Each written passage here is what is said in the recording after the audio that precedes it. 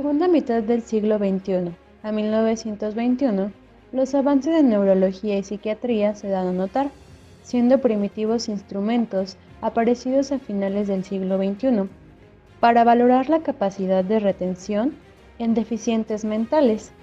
Para 1884, Francis Galton, primo de Charles Darwin, relacionó variables tan diversas como el rendimiento académico, medida de carácter sensorial, medidas psicológicas procedentes de elementales cuestionarios y estimaciones de la capacidad. En 1890, a finales del siglo XXI, Cattell acuña el concepto de test mental por su énfasis en las medidas objetivas. Para 1905, en Francia, resulta la aparición del primer test de inteligencia, el Binet-Simon. Durante la Primera Guerra Mundial, ante la necesidad apremiante de Estados Unidos de clasificar a los soldados en base a actividades generales a realizar y la capacidad para asumir responsabilidades, se potencia la construcción de instrumentos necesarios, los Alpha y Beta Army Test. Para 1916, la escala de Binet-Simon sería adaptada a la población norteamericana por Thurman Merrill. En 1920, una vez finalizada la Primera Guerra Mundial, las necesidades implantadas por el conflicto mundial obligan a que se efectúen estudios más precisos de las habilidades especiales de los soldados, no solo tratando de ver el nivel intelectual, sino de determinar cuáles eran las personas más capacitadas en el dominio de ciertas habilidades. Para 1921, Hermann Rorschach publica el manual de su técnica, siendo el creador del término psicodiagnóstico. Para 1930, se da el desligamiento entre la técnica de Rorschach y el término psicodiagnóstico. Braunsausen publica Introducción a la psicología experimental y titula un capítulo de este texto como Psicodiagnóstico y psicoanálisis. Para 1930, se da el auge de los test proyectivos. En 1934, en Estados Unidos, Warren propone que el psicodiagnóstico es el estudio de la personalidad con ayuda de las manifestaciones externas. Para 1935, Murray da a conocer un test alternativo, con la pretensión de que posee un menor subjetivismo a la vez que una mayor fiabilidad. En 1939, Frank acuña el concepto de métodos proyectivos.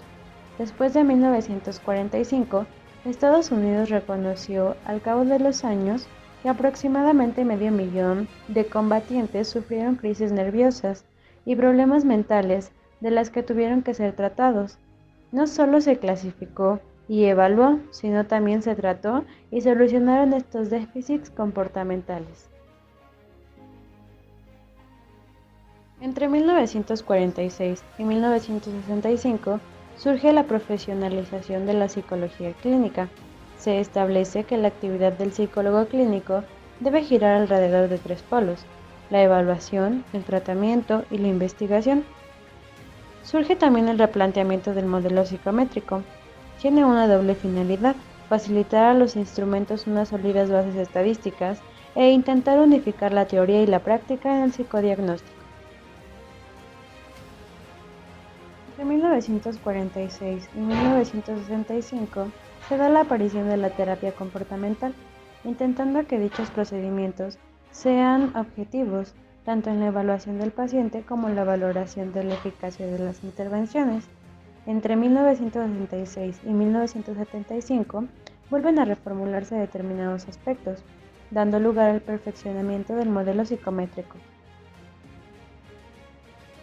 Entre 1966 y 1970 se da la aparición de dimensiones dentro del conductismo. Autores como Patterson van tomando una postura un tanto distante de los rígidos planteamientos comportamentales debido a la salida del conductismo de los laboratorios. También comienza a encontrarse la estadística en publicaciones, términos y conceptos característicos de este procedimiento de análisis matemático. Álvarez Villar y Anastasi hacen referencia a Sócrates y a Platón como defensores de los estudios de las capacidades intelectuales y otras habilidades entre los griegos en el siglo IV a.C. McReynolds cita los descubrimientos arqueológicos de la década de los años 40, en los que se manifiesta la existencia 2200 años antes de Cristo en China de cuestionarios de valoración de conocimientos a los aspirantes a ocupar puestos de funcionarios imperiales. En 1979, Sundberg recurría a la Biblia para recuperar una primitiva forma de selección de personas y, por tanto, de medida de capacidades.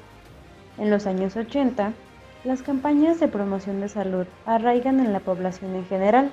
Esta comienza a preocuparse y plantea a los diversos profesionales las necesidades actuales preventivas.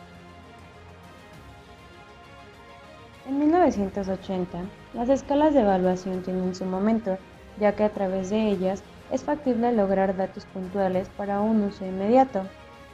En 1983, Fernández Ballesteros, citando a McReynolds, hace referencia a los requisitos a reunir para la ocurrencia de un precedente pseudocientífico del psicodiagnóstico.